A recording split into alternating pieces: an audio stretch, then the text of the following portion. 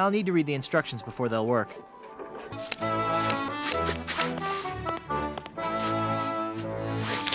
Shave me like a yak. Aye, aye, Captain Rottingham. No, stop!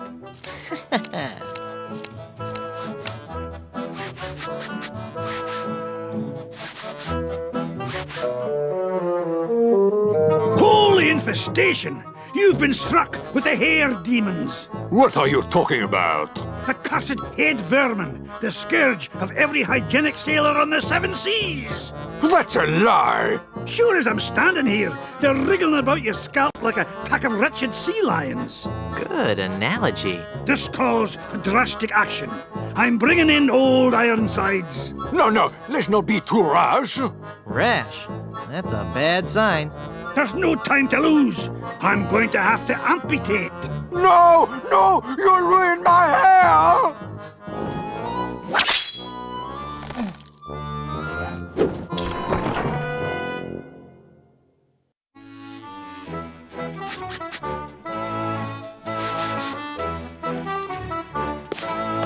I sure could use a haircut. Have a seat, laddie, and I'll do you up with a fine coif.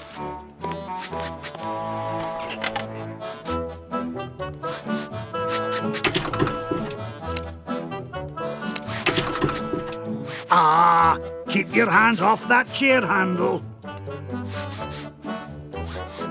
He looks like a true professional. Ahoy there! I'm Guybrush Threepwood, here to serve all your mighty pirate needs. Pleasure to meet you, Guybrush. I am Haggis McMutton of the Clan McMutton. How did you become a barber pirate? I spent 10 years at sea on board the HMS Anathema, the fastest ship in the Scottish Navy. So how did that help you become a barber pirate? It was a clipper ship. Ah. So you started this salon? Aye, but not on my own.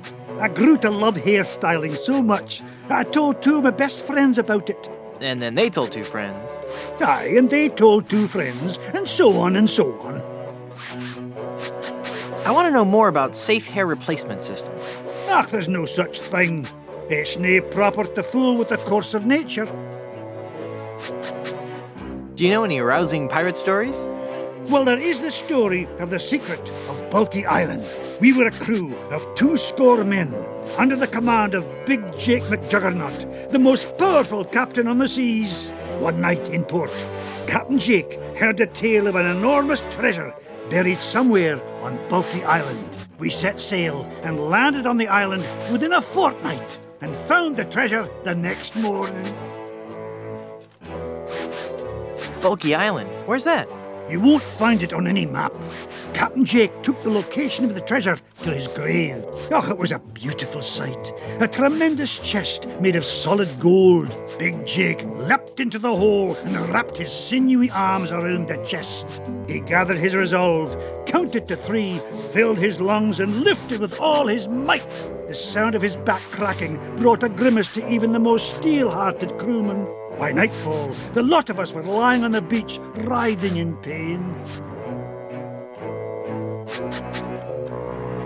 Why didn't you set up a system of ropes and pulleys? That would have been the weak man's way out. The pirate Angus McFulcrum had followed us to Bulky Island, wanting the treasure for himself. The weakling used a lever and took the chest, laughing at us as he carried it to his ship.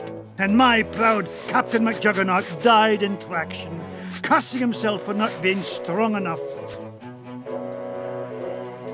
How would you like to join my crew? You seem like a nice enough sort, Guybrush, but a man cannot serve as my captain unless he earns me respect. And how would a man go about doing that? By besting me in a time-honored test of strength. Australian rules football. No, I'm talking about the traditional Highland display of strength and virility, the caber toss.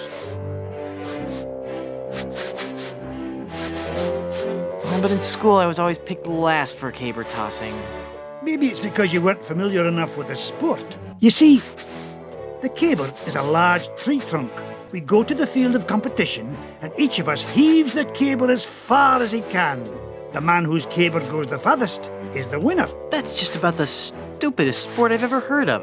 And I watch cable television. Aye, but you cannot argue with tradition.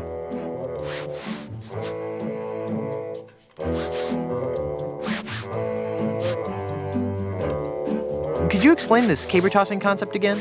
The caber is a large tree trunk. We go to the field of competition, and each of us heaves the caber as far as he can. The man whose caber goes the farthest is the winner. Sounds great. Let's do it. Perhaps after I finish with your hair. Haggis. That's an unusual name. I suppose it is, but haggis is just a nickname. My given name is heart, liver and kidneys boiled in the stomach of the animal McMutton. Oh, so your parents were expecting a girl. Aye. What is that blue stuff in the jar anyway? Ah, the old comb juice. 'Tis a fiery brew that's bested many a sailor with her fermented froth. It'll burn your throat unless you chase it with conditioner. Those sure are nice scissors. Aye, they're my best pair. They can cut through almost anything. Why are they in the ceiling? Sometimes I cut hair so fast, the scissors fly from my hands at unbelievable speeds. Could I borrow those scissors for a minute? Sorry, no. They're much too valuable to me. You know they can cut through almost anything. Yes, I believe you mentioned that.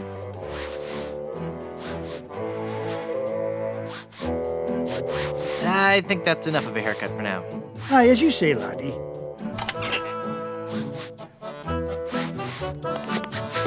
I'd like to finish that haircut. Then have a seat.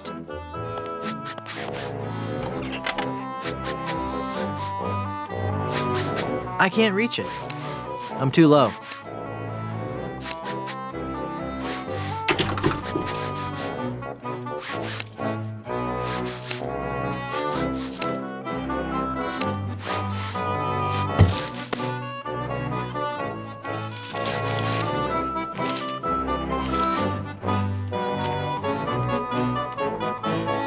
Ugh, blast that ineffectual paperweight. I'll have to go find another. But what about my haircut? Keep your skirt on, lad.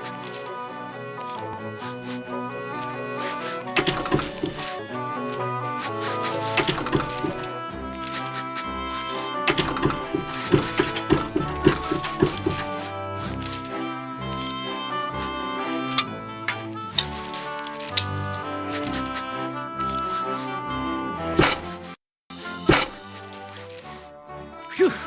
Well, I searched the whole island, and I couldn't find a single rock for a paperweight. I suppose I'll just have to eyeball your haircut. I just remembered I have another appointment. Oh, I was going to give you a French braid, too.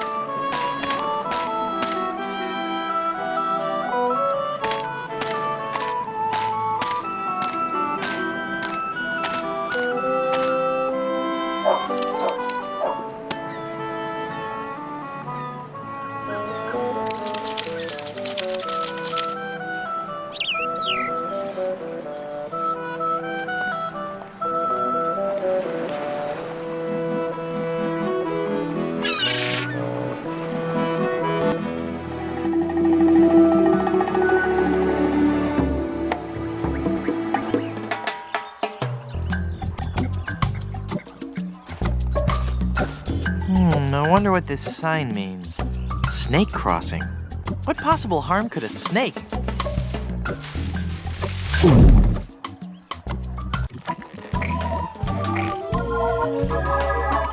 Well, this isn't good.